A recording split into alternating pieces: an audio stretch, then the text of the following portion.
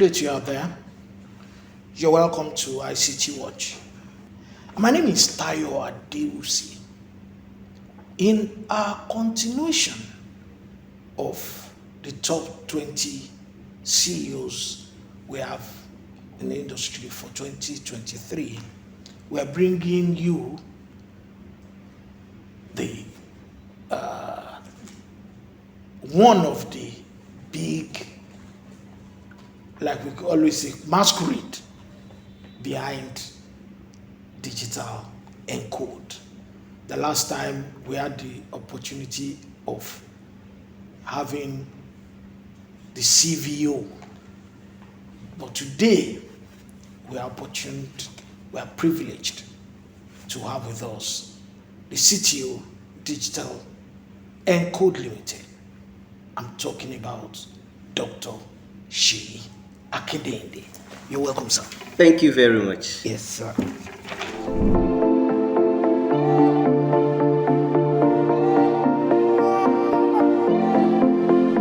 Now, anything that is new is usually first taken upon by the cyber criminals.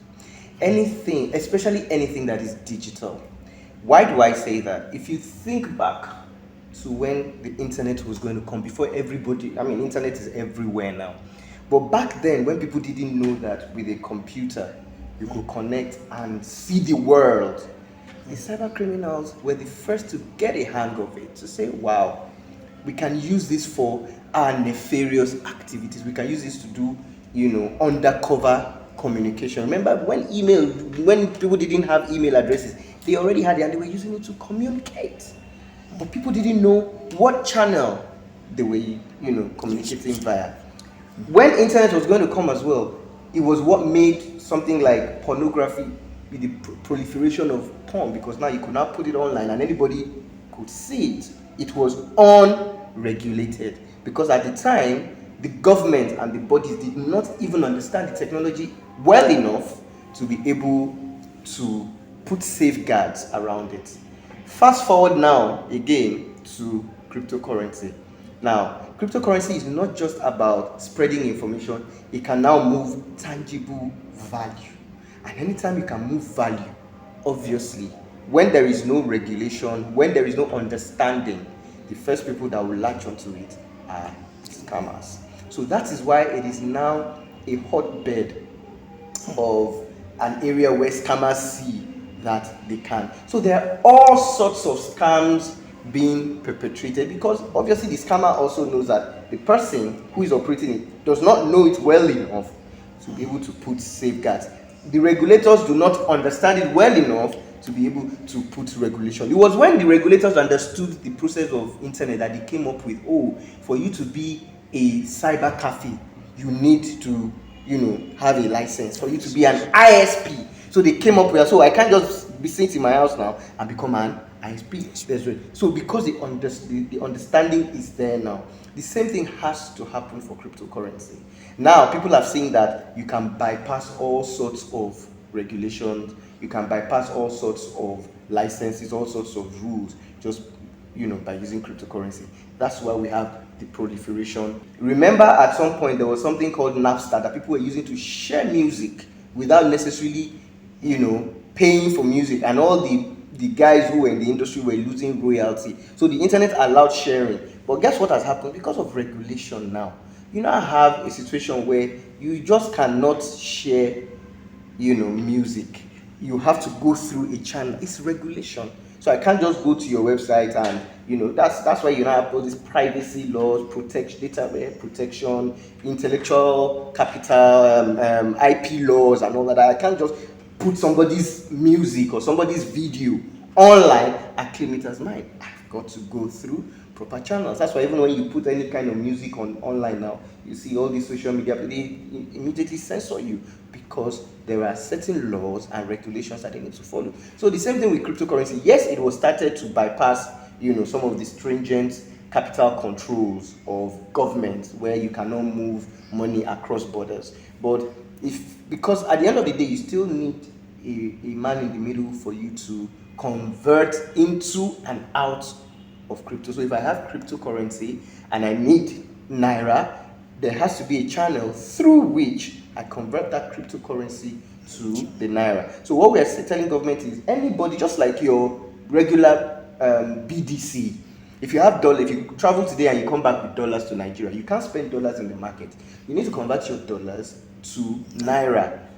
So who is going to do the conversion for you? The BDC. So what guess what has happened? They have put regulation on BDCs that for you to become a BDC, you need a license. So you have to go through the channel, the right channel. And every time you convert Naira to dollar or dollar to Naira, they have a record of who is selling the dollar and who is buying the dollar. So the same thing needs to come to the world of cryptocurrency. So if you want to buy cryptocurrency, thankfully now the blockchain policy is out and they're saying, look, we are free to build on this platform. So what you now need to do is you now need to put regulation on those players that are in that industry, so that it will foster. So for instance, if you have crypto and you want to sell it to Naira, in order for me not to scam you, I need to be regulated, so that if you send your cryptocurrency to me and I don't give you the Naira, there will be an appropriate channel through which you can report and say, that man, I gave him my crypto, and then there are laws through which you can. But now, because there are no laws,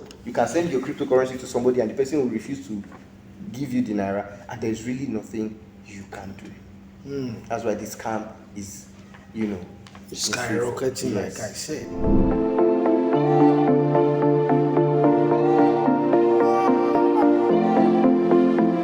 Ransomware is not new. Ransomware is one after social engineering and phishing. It's like the second most dangerous cyber attack in the world.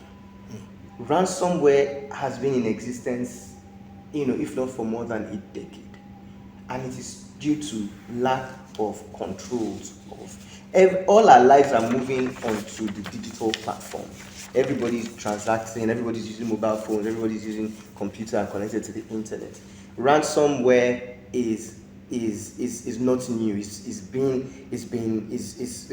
there for a while. So it's now getting, before it wasn't as much as this. It's now getting to the point where people now know that through the use of cryptocurrency, because back then, if somebody, if you have a ransomware and somebody wanted you to pay ransom, you need to deposit that money into like a bank account or something, and then you can trace the person who you paid to. But with the advent of cryptocurrency, it has now skyrocketed, because now they just demand their payments in cryptocurrency. So that is why it is skyrocketing. So what I would say is we need to put controls in place to be able to mitigate, ransomware. Once you install your phone, your computer, your laptop, put antivirus, put malware detection, safeguard your digital assets, and ransomware will not have a place.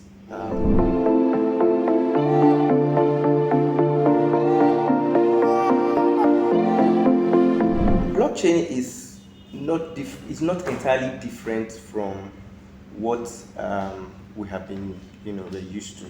It's like, if you know the way technology works, we work with databases. So now a database is a centralized storage where only human beings are in control of. Now, so when they conceived of the idea of blockchain, they thought about it that why do we have to have a central person managing a central store?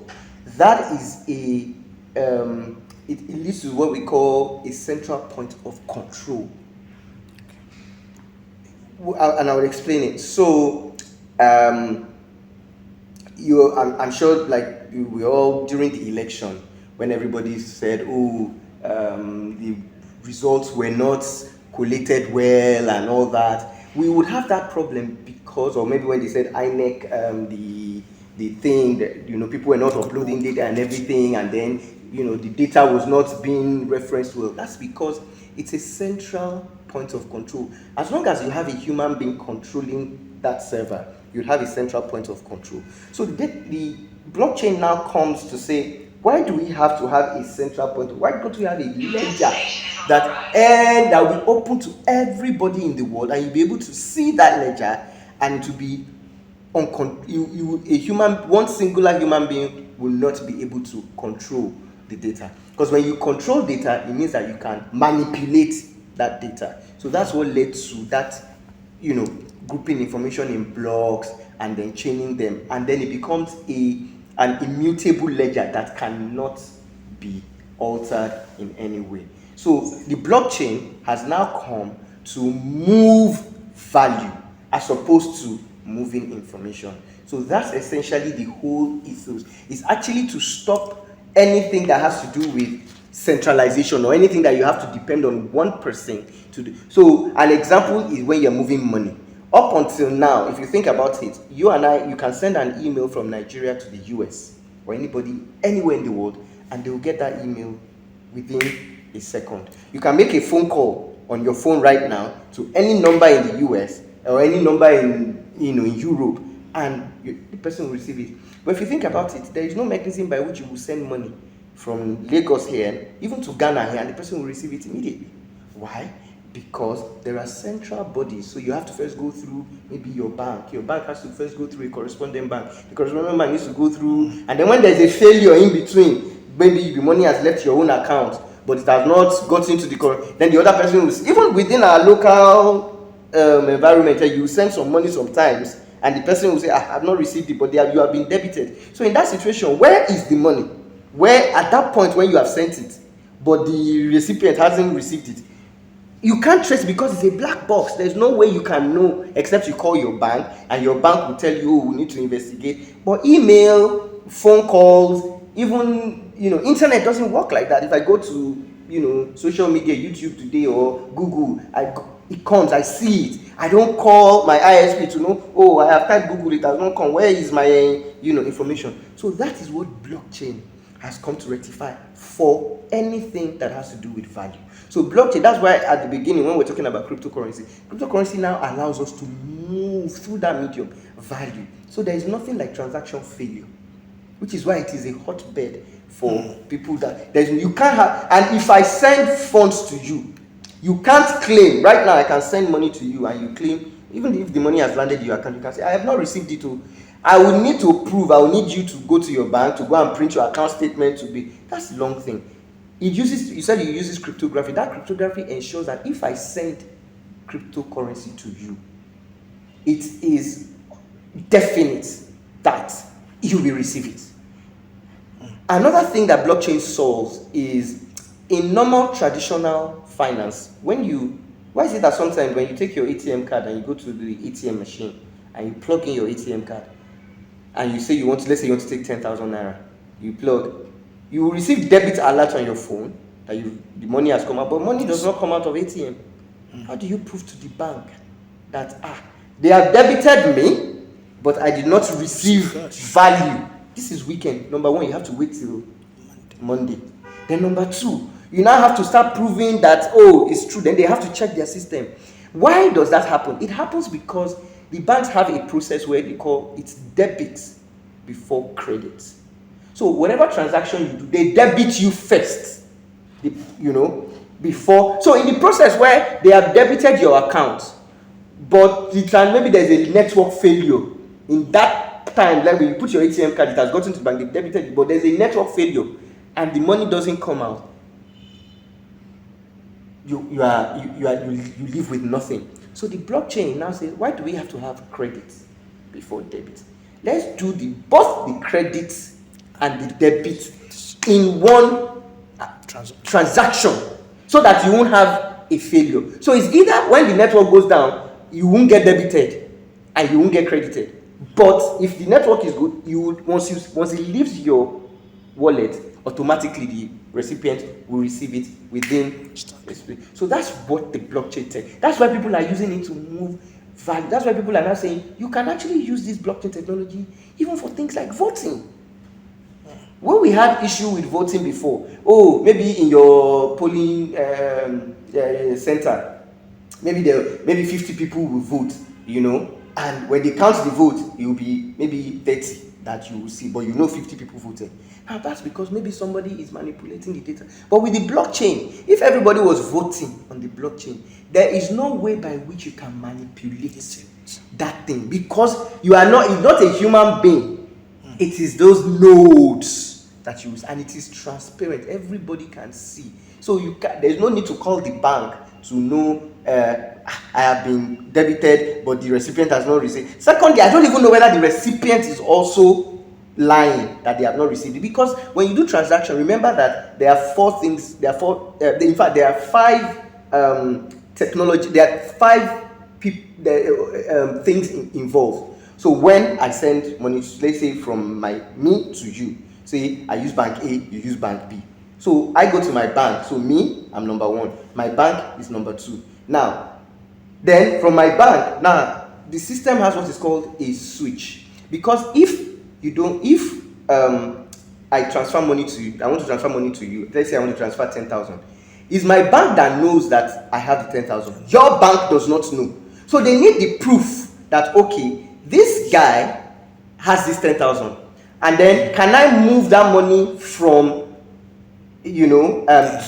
so what they now do is that they have a central switch, like a man in the middle that coordinates the activities, that passes the messages across. So now, if there is a failure, if now I send you 10,000 from my mobile app, or if there's a failure, how do I know whether the failure is not between me and my bank and the switch and your bank, or your bank and you? There is no way. So that's why every time when you lose money, when they debit you before crediting, or when they credit you before debiting, that's why they always tell you to take 7 days for them to reverse the transaction, because they need to now investigate at what point was the failure. But with the blockchain technology, there is nothing like that. There is no failure, there is no settlement, there is no clearing, there is no.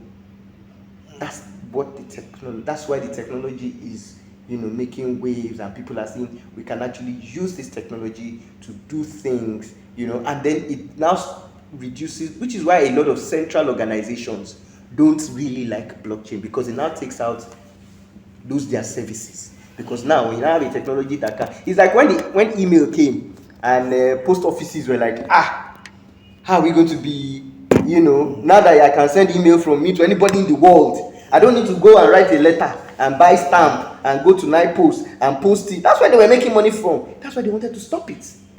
How are we going? But guess what? They redefined that industry. Now they started moving parcels that you cannot mail over the internet. They redefined, so right now they know nobody's writing a letter and going to post in the post office. But they know if you want to post, So that's the same way financial institutions will rejig, their offering. So maybe instead of offering just transfer, maybe they now come up with another service that, the blockchain may not be able to do.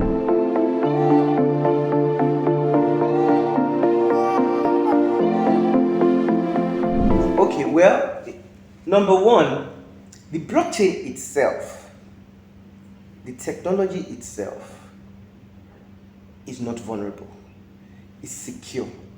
Okay. That's why it's able to move value. Because of the use of what you said at the beginning, cryptography. It uses public key cryptography and digital signatures. So every transaction that is on the blockchain is encrypted, hashed is the word. So it's secure with cryptography. Just like when you are on the internet and you use something like HTTPS to secure. So the blockchain itself is secure. However, the companies that want to use blockchain, because at the end of the day, blockchain itself is just the technology. It's just, something that power. So it's like, the way I can look at it is like, the cars we drive, are they not secure? That's the technology. So when all this car manufacturing comes, because they have strict procedures that when you manufacture a car, make sure that it has the brake system, it has seat belts, it has headlamps, it has, So the car itself is secure. But why do we have accidents still? Because of the human beings. So if somebody takes out a secure car and overspeeds or drinks and drives and has an accident, are you going to blame the car manufacturer? No. So that's why we have accidents. It's due to the people. It's due to the entities that are controlling this thing. So the same thing comes to the blockchain. The companies that are leveraging blockchain, how are they leveraging it? So that's where you have issues. So people don't target blockchain. So these hackers are not going to target the blockchain. They're going to target the companies that are using blockchain. Yes. Then you now said something about the 51% attack. What is a 51% attack? The 51% attack simply means that, unlike with a central system where one person is in control. So, for instance, now, if the owner of a bank goes to the bank on Monday and says, "Look, close all our ATM machines. We are not dispensing money today." That is from he controls it. That's that burden is on that person. That's one of the challenges of central system. Now, with blockchain, because there is no one person that can make that decision, that decision can only be made by a group of people. So on the blockchain, there are a group of people that are securing and protecting the blockchain. Okay. So that 51% attack means that if, let's say, there are 100 people securing the blockchain, each one of them have a vote towards something. So if somebody says lock down all the ATMs, they will vote and say how many people want us to lock down transactions on this blockchain. So if less than 50% of people say it, that thing will not happen. Now, but what 51% attack means is that if somebody is able to infiltrate and control 51% of those votes, but guess what? How possible is that?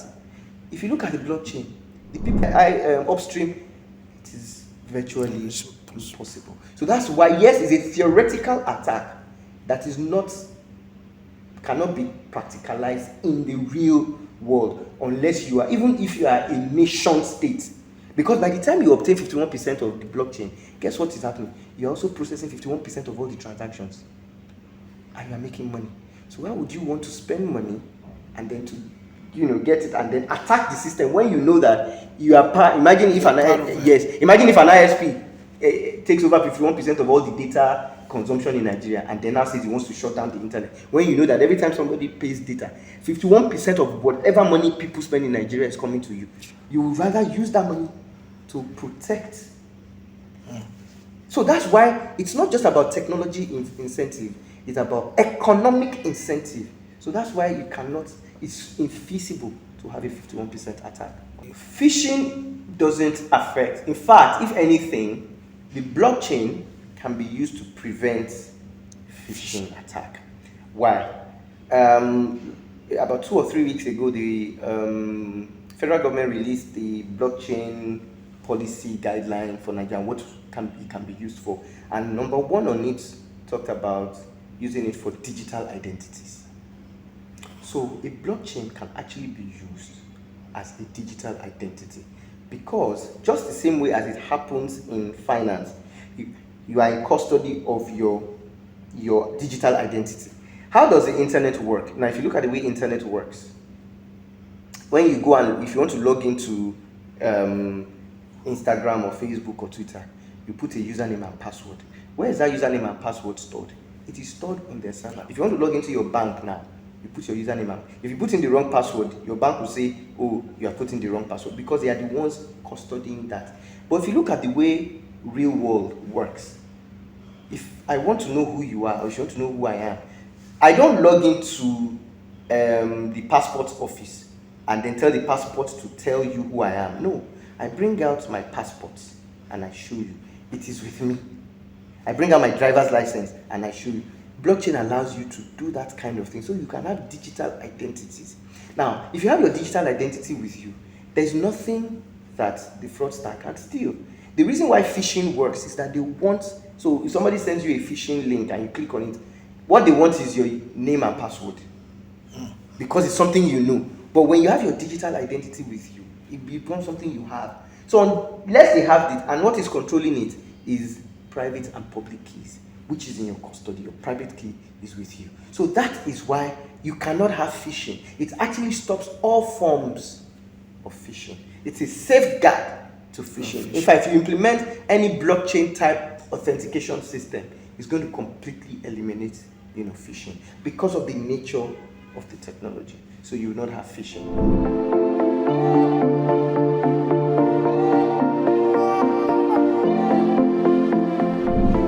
Again, routing is the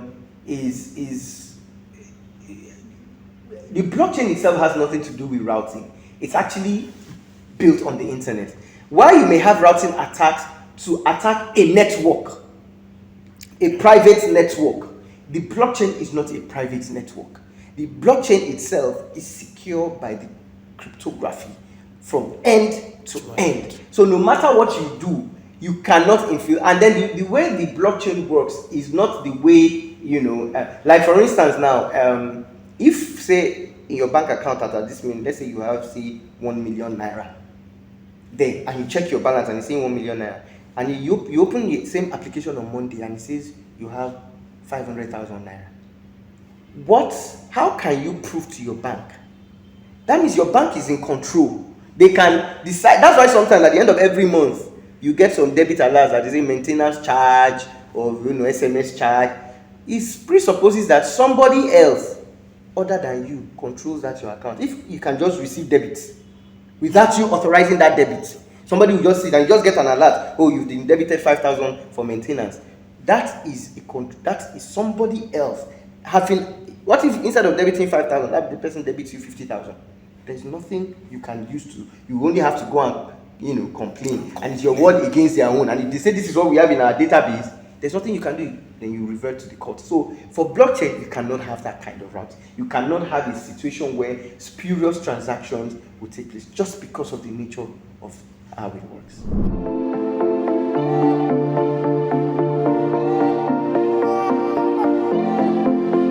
Well, yes, there is always the issue. There's this what do they call it? They call it the triangular stuff in blockchain, where you have speed, scalability, and security. So now they always say you cannot achieve the three of them at the same time. If something is fast and secure, then it will not be scalable. If something is scalable and secure, it will not be fast. If something is, so there's that challenge of meeting up with the three, things like speed, it has to be scalable, and then it has to be fast. So there is that issue with blockchain now, or because of the way it does the transactions. So a typical blockchain, like the Bitcoin blockchain, can do 7 transactions per second.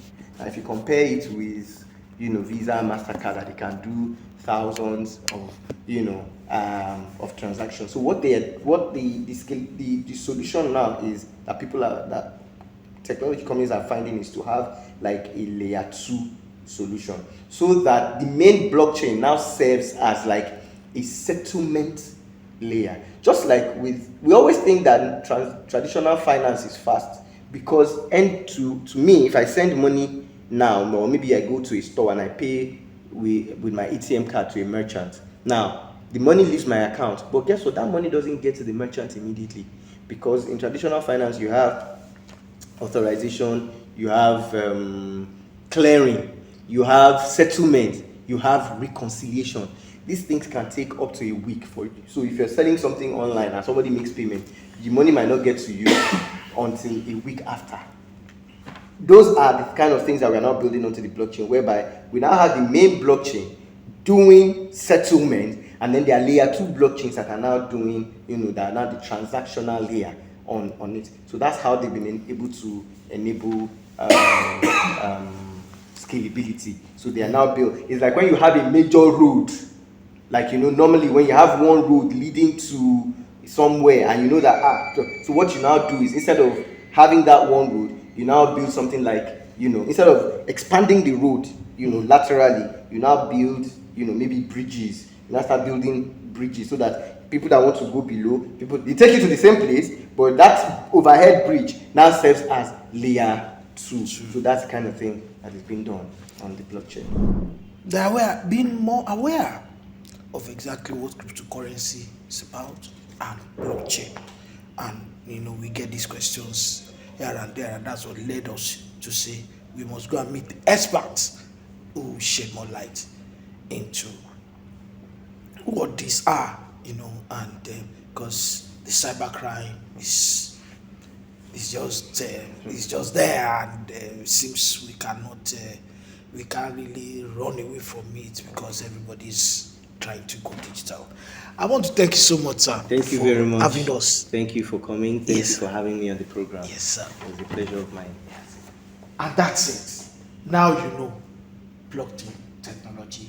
Now you know cryptocurrency. So people who are scared, people who are afraid, just go through the right channel, go through the right source, ask the right questions, and you will be informed. That is how we've seen it today. My name is Seyi Akindeinde. Thank you for being part of this. And next time, we will be bringing another top CEO in the industry in Nigeria. Thank you so much for being part of this. Bye-bye.